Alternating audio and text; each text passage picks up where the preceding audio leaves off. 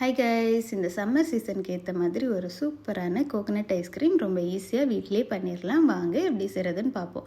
அதுக்கு முதல்ல நான் ஒரு தேங்காவை ரொம்ப கெட்டியாக பால் எடுத்து ஒரு 1 hour ஃப்ரிட்ஜில் வச்சிங்க அப்படின்னா இந்த மாதிரி க்ரீம் மட்டும் மேலே செப்பரேட் ஆகி வந்திருக்கும். இந்த க்ரீமை மட்டும் நம்ம கலெக்ட் பண்ணி எடுத்துக்கணும். இப்போ நான் கலெக்ட் பண்ணி எடுத்த க்ரீம் 1 கப் அளவுக்கு நான் ஒரு மிக்சிங் பவுலில் சேர்த்துருக்கேன்.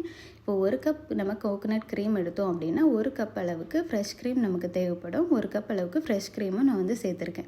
சேர்த்துட்டு இதுக்கு இனிப்புக்காக நீங்கள் கண்டென்ஸ் மில்க் சேர்த்துக்கோங்க. இது நம்மளோட ஸ்வீட்னஸ்க்கு ஏற்ற மாதிரி கூட்டி குறைச்சி சேர்த்துக்கோங்க. நான் 1/2 கப் அளவுக்கு சேர்த்துருக்கேன். எனக்கு இது கரெக்டாக இருந்துச்சு. அப்புறம் ஃப்ளேவருக்காக கொஞ்சமாக வெண்ணிலா எசன்ஸ் சேர்த்து இதை ஒரு ஹேண்ட் பிளெண்டர் வச்சு நல்லா மிக்ஸ் பண்ணி எடுத்திருக்கேன். நீங்கள் ஹேண்ட் பிளெண்டர் இல்லைன்னா மிக்சியில் போட்டு அடித்து எடுத்துக்கோங்க.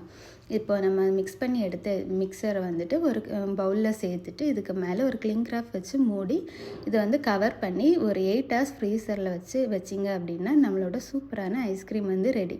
இது சாப்பிட்றதுக்கு ரொம்ப வித்தியாசமான டேஸ்ட்டில் ரொம்ப நல்லா இருந்துச்சு. நீங்களும் இதை ஒருக்கா வீட்டில் ட்ரை பண்ணி பாருங்கள். எப்படி சூப்பராக இந்த மாதிரி ஒரு சூப்பரான சமையலோடு உங்களை திரும்ப பார்க்குற வரைக்கும் பாய்.